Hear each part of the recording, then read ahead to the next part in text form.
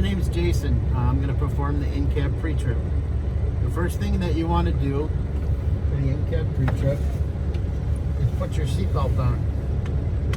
I mentioned that it latches and unlatches with no problem. And then just put it on. Mention that it's not ripped or torn and that it's mounted and secured.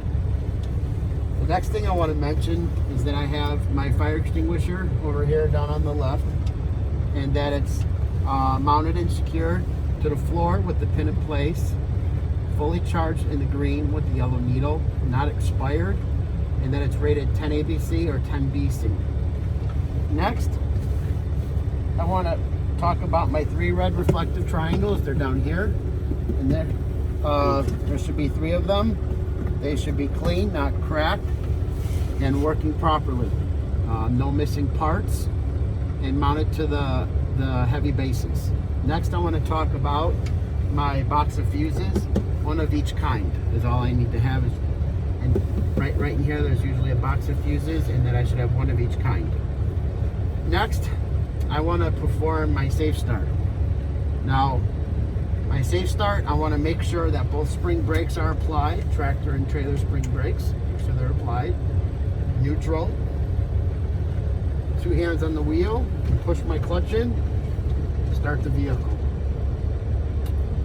Make sure that the computer check is cleared and that all the lights go off.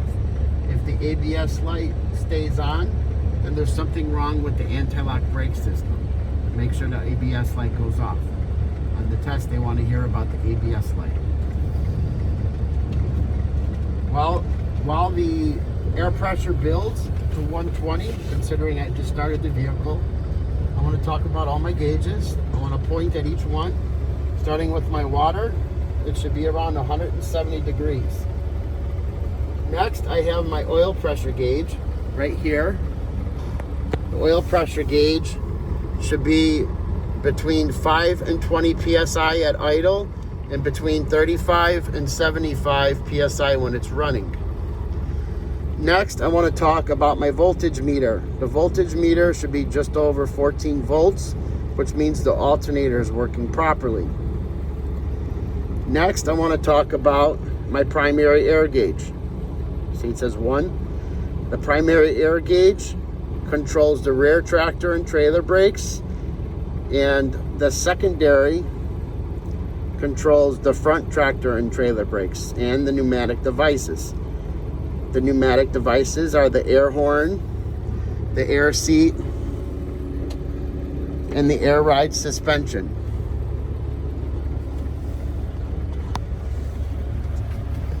After I talk about my gauges, I want to talk about my lights and horns. I want to show them that my city horn is right here. Make sure you operate it for them.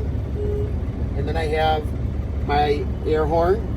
So city horn, air horn, okay? Then I have my left signal and my right signal. And then my 4-way is up here on top. Just like that. Next, I want to show you the switch for the low beams and the position light. Now, 1 click here is for position light.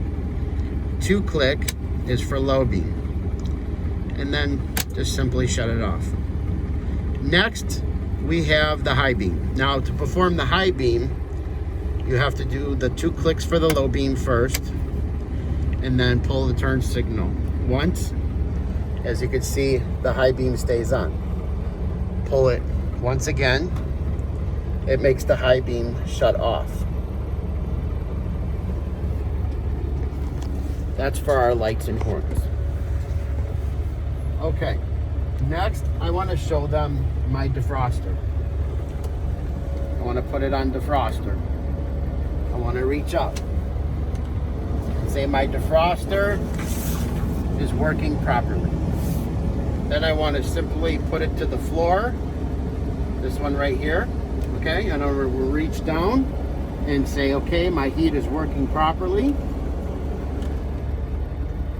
And that's it for that defroster and heater. Next, I have my windshield. Okay, my windshield should have no more than one crack. It should be clean and visible with no obstructions. I mentioned that our inspection sticker is up to date on the driver's side, and our insurance sticker is up to date on the passenger side. And that the rubber seal going around the windshield is not dry rotted, cracked, or having any leaks. The next thing I want to talk about are my wipers. Okay? The wipers should be mounted to the wiper arm with good tension to the windshield. They should not be dry rotted or cracked. The wipers are up here. Okay? Now, also, you want to mention the washer fluid. Now, the washer fluid is operated simply by pushing this in like that. Okay?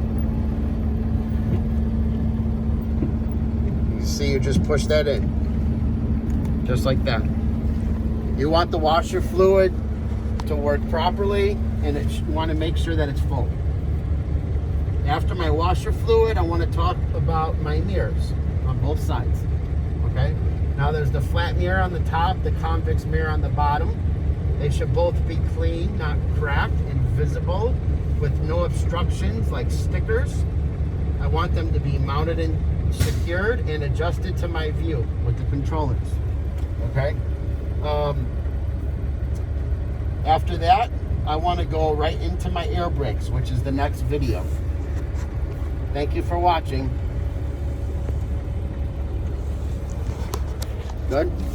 Is that better?